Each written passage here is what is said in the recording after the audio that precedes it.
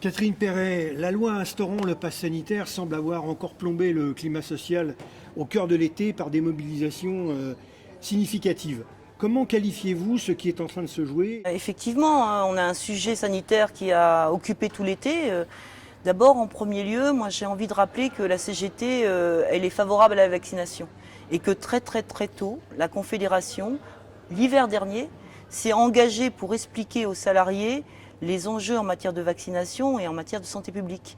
On a beaucoup travaillé à rappeler que c'est grâce à la vaccination que beaucoup d'épidémies ont été éradiquées et qu'on était, nous, favorables à ce que justement tous les salariés, tous les citoyens en général, puissent avoir accès à la vaccination. Donc la CGT n'est pas anti-vax? Ah non, pas du tout. La CGT, elle défend la vaccination et elle dit même, puisqu'elle s'est engagée dès décembre dernier, qu'il faut une vaccination accessible à l'ensemble des citoyens de la planète. C'est ça aussi l'enjeu.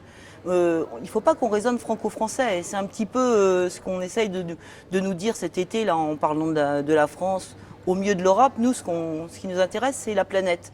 Et c'est pour ça aussi qu'on s'est engagé autour d'un collectif international qui s'appelle Pas de profit pour la pandémie et qui réclame la liberté des brevets. D'ailleurs, on a avancé là-dessus, hein, puisqu'on a réussi, y compris à avancer au point de vue européen, pour améliorer la liberté des brevets. Et donc, nous, on est très favorables à ce que la vaccination soit une solution. Il y a deux sujets. Il y a un sujet vaccination et il y a un sujet passe sanitaire. Et là, effectivement, pour le coup, on s'est fortement opposé à la mise en place d'un pass sanitaire. Parce que, au printemps, il n'y avait pas assez de vaccins pour tout le monde. Le gouvernement était quasi paralysé, il ne savait pas comment faire, il établissait des listes de prioritaires, de pas prioritaires, etc. Nous, on dit au contraire, il faut, maintenant qu'il y a du vaccin disponible, il faut faire en sorte d'inciter les gens à aller à la vaccination et aller vers eux, les accompagner. C'est par exemple la mise en place d'une médecine du travail, d'une médecine préventive, beaucoup plus offensive, avec beaucoup plus de moyens. Mettre en place des bus, par exemple, qui vont à la rencontre des citoyens qui ne sont pas encore vaccinés. Il y a des départements aujourd'hui où on n'a pas accès correctement aux vaccins. Je pense à la Seine-Saint-Denis, qui est à la fois le département le plus pauvre de France et le département où les gens ont le moins accès à la vaccination. Donc, ce n'est pas le moment de mettre en place des contraintes. Et c'est en ça qu'on dit que le pass sanitaire, il est non seulement liberticide, inefficace, mais qu'en plus, il ne correspond pas à la nécessité d'accompagner socialement les gens isolés, les gens qui ont plus de difficultés à pouvoir justement avoir accès au vaccin. Donc là, c'est clair, on est anti-pass sanitaire. Et en plus de ça, la ministre du Travail, elle a rajouté quasiment avec le pass sanitaire un permis de travailler. Et là, évidemment, ce pass sanitaire, il va avoir des conséquences énormes sur le droit du travail. Encore une fois, ça nous rappelle la loi travail, toutes les déréglementations qui ont été faites par ces gouvernements libéraux successifs. Et le dernier est pas en retard en la matière. Et donc, nous, on dit, il n'est pas question qu'il y ait des gens qui perdent leur emploi, qui soient en suspension de leur contrat de travail parce qu'ils n'ont pas eu accès à la vaccination et qu'ils ne sont pas en règle vis-à-vis de leur employeur. Donc nous, on dit il faut se mobiliser. Et d'ailleurs, par rapport aux manifs du samedi, il y a eu beaucoup de manifs justement pendant la semaine venant des salariés, venant des sites et des lieux de travail qui dénoncent le pass sanitaire et qui dénoncent les conséquences sur le contrat de travail de la mise en place de ce pass sanitaire. Donc très clairement, on est aux côtés de ces salariés. On a d'ailleurs commencé à travailler des questions-réponses pour accompagner les salariés qui vont frapper à la porte des UL, des UD, qui vont aller demander c'est quoi les conséquences de la suspension de mon contrat de travail, est-ce que ça va avoir des conséquences sur ma retraite, sur ma protection sociale complémentaire, est-ce que je vais pouvoir retrouver un emploi, etc.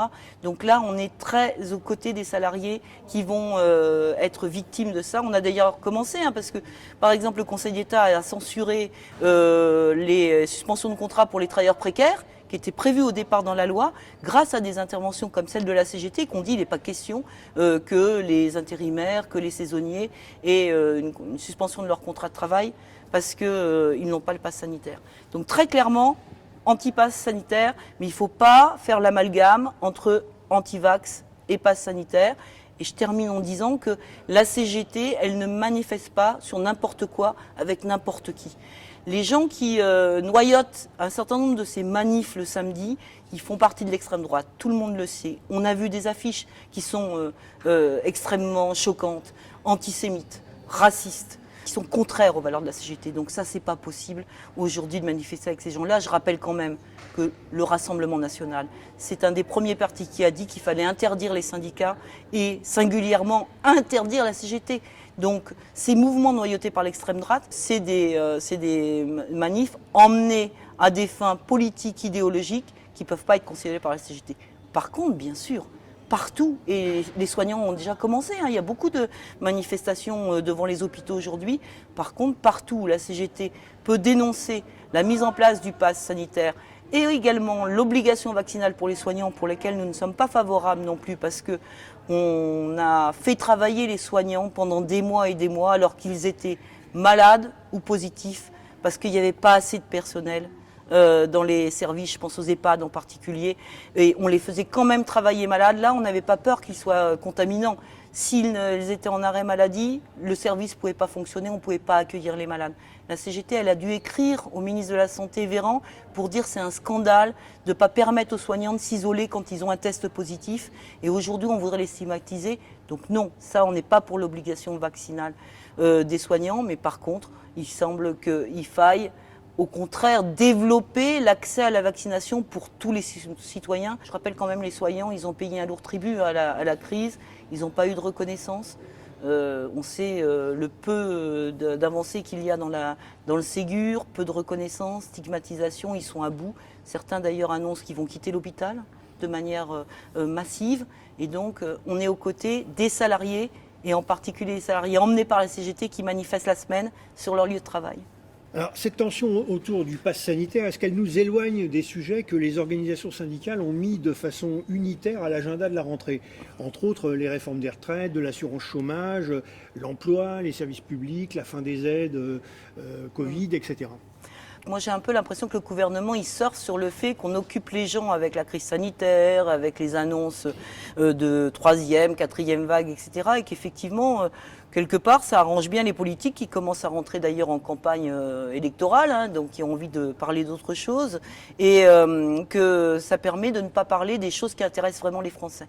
Et nous, à la CGT, on pense que toujours, aujourd'hui, malgré effectivement un contexte sanitaire préoccupant, la première préoccupation des Français et des travailleurs en particulier, c'est l'emploi.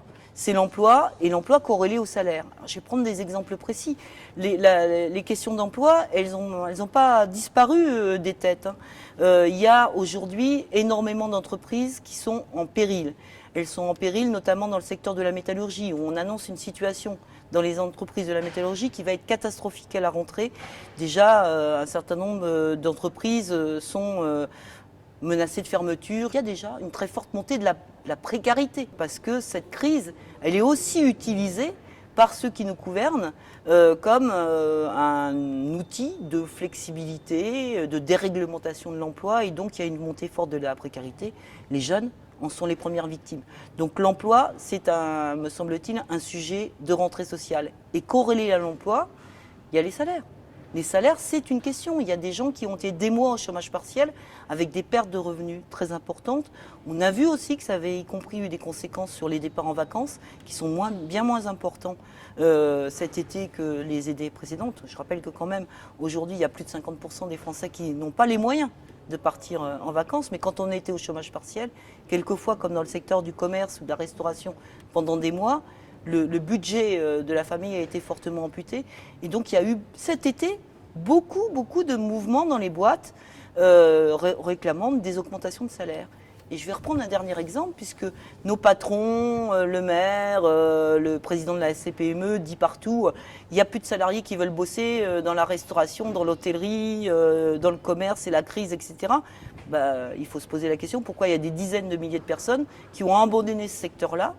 On sait, nous, parce que ça fait 1 an qu'on dit que ces salariés exposés au Covid, ces salariés qu'on dit de 2e ligne, ils sont mal payés, ils sont mal reconnus, ils ont des emplois précaires, des conditions de travail difficiles, et on s'étonne après qu'on n'en trouve plus dans les secteurs justement en déficit. Donc la question des salaires, elle est posée, je pense en particulier aussi aux femmes, parce que là les femmes, souvent en temps partiel dans le secteur du commerce, en plus avec la réduction de l'activité pendant le Covid, elles ont payé cher, elles ont payé un lourd tribut à la crise sanitaire. Donc la deuxième question sur laquelle il faut revendiquer à la rentrée, c'est le salaire.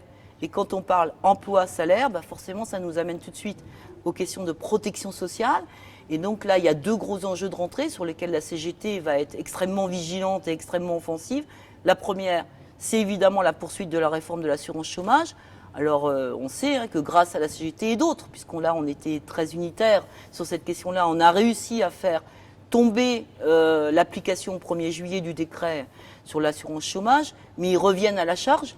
Et là, aux dernières nouvelles, ils souhaiteraient mettre en place, malgré tout, coûte que coûte, au 1er octobre, cette réforme de l'assurance chômage, alors qu'on sait qu'il y a des milliers de chômeurs qui sont en perte de droits. Je ne parle pas que des précaires et des intermittents, mais plein de secteurs qui sont touchés. Et ils sont en train d'essayer de nous jouer le coup. On va différer la mise en œuvre de la réforme en attendant la reprise économique.